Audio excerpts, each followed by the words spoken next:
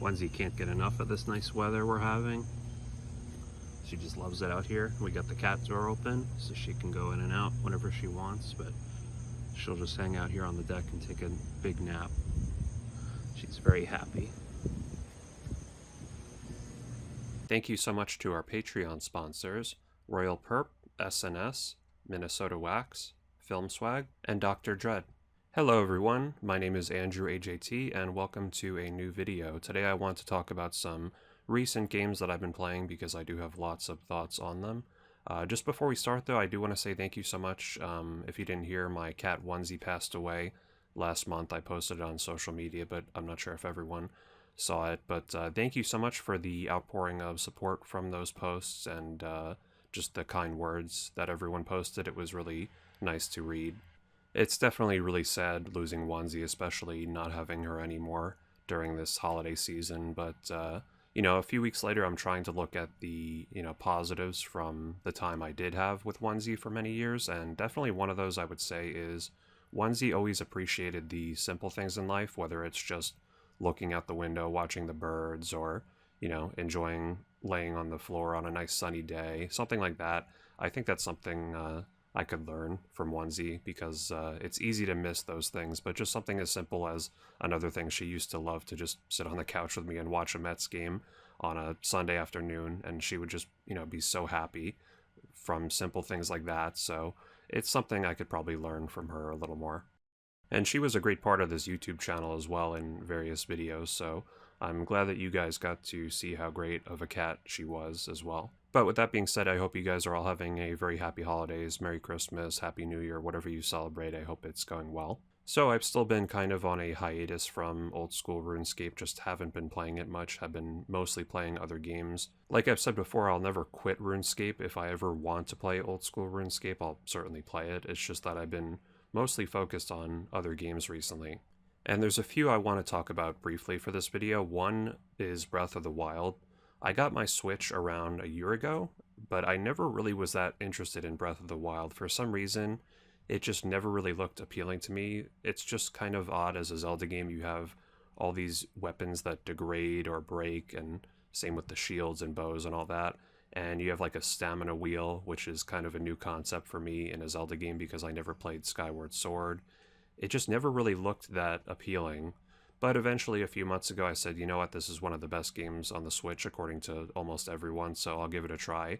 And wow, I was totally wrong about this game. This game is absolutely amazing. It is so much fun to just explore and do the shrines and upgrade your gear and do the dungeons. It's an amazing game. It's not really an amazing Zelda game, and what I mean by that is it doesn't necessarily feel like a Zelda game. It just kind of feels like a new experience entirely. So there will be some spoilers in this video for pretty much all the games I mentioned, but basically there are some nice callbacks to previous Zelda games, like the music in Rito Village is from the Wind Waker. It's like a remixed theme, and there's actually a spot in the game where you can see Lon Lon Ranch from Ocarina of Time, like hundreds of years later, presumably. And of course there's some classic Zelda items like the Master Sword, but still, because of the open world nature, it does feel a little bit different than most Zelda games, but it is very fun and incredibly immersive to play this game. The DLC is also quite fun and challenging. It's not a perfect game, there are some flaws, like the rain is annoying when you're trying to climb things. The font size is really small for some things, especially when playing in tabletop mode. It can be kind of hard to read things, to be honest, and the dungeons are not the greatest. They're short and they're kind of similar to each other. I always enjoyed the overworld stuff a lot in Zelda games, so that's probably why I like Breath of the Wild, but if you want great dungeons, this game is more focused on shrines rather than the big dungeons. The story has a great presentation with the cutscenes and all that, but it really is just the same old Zelda story of go and defeat Ganon. It can be kind of annoying to have a huge surplus of items. I'm constantly having to drop items to make room for other ones like swords or bows and all that. The shrines that use motion controls are kind of annoying, and also some content is locked behind amiibos which I don't own, like the Ocarina of Time outfit. That's kind of annoying how there's no way to get it without the amiibo, and I think they kind of realized this because in later Switch games like Mario Odyssey, you could get items from amiibos, but there are ways to get them in-game as well. These are very minor flaws, though, and I wouldn't be surprised if many of them are addressed in the sequel, which is supposedly coming out in 2022. As much as I loved Breath of the Wild, it did make me want to play a more traditional 3D Zelda game afterwards, so I decided to get Twilight Princess HD, and this is actually one of the handful of great first-party Wii U games that are not yet ported to the Switch. So I got the digital version for the Wii U, and I played Twilight Princess quite a lot as a kid. I got it with my Nintendo Wii at launch in 2006, and it was one of my favorite games back then, but I hadn't played it in a very long time, so I was interested in playing it again on the Wii U, and it is a very good Zelda game. There's 9 dungeons. They're all pretty much great dungeons. I really haven't disliked any of them. Some are better than others, but this is a great Zelda dungeon experience, and it's just a very, very solid Zelda game overall. The collectibles are great. It's a little more manageable than Breath of the Wild as far as getting 100%. In Breath of the Wild, there are so many things you need to get for 100%, like 900 Korok seeds, but in this game, it's pretty manageable to get like all the heart pieces and bugs and pose and all that. I mean, I haven't 100% completed either game so far, but if I'm going to do one of them, I'll probably 100% Twilight Princess HD just because it won't take quite as long. And the touchscreen functionality with the gamepad while you're playing on the TV is very good.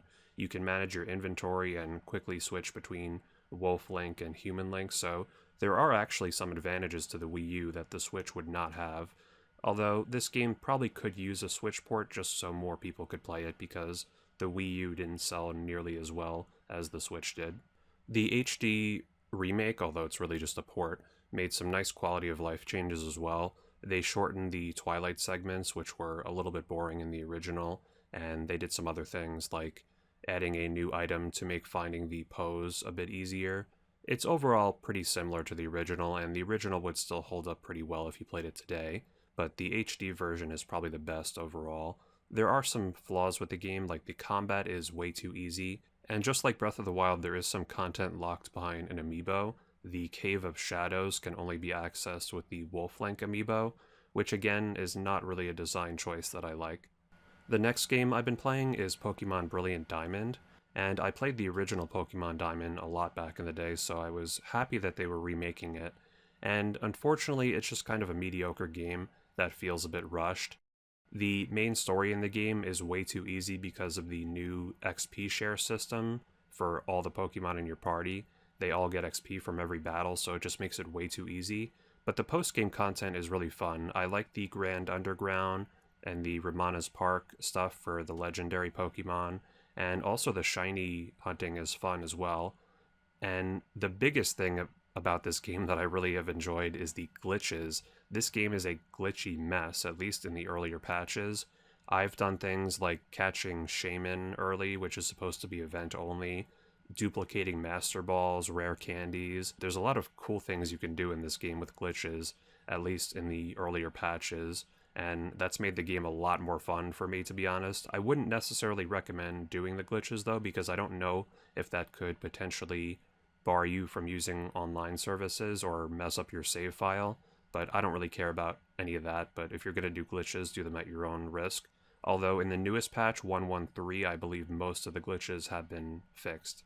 It feels kind of lazy, though, that this game is a remake of Diamond and Pearl rather than Platinum, which had a lot more content and was a much better game overall than Diamond and Pearl, even though Diamond and Pearl were great games.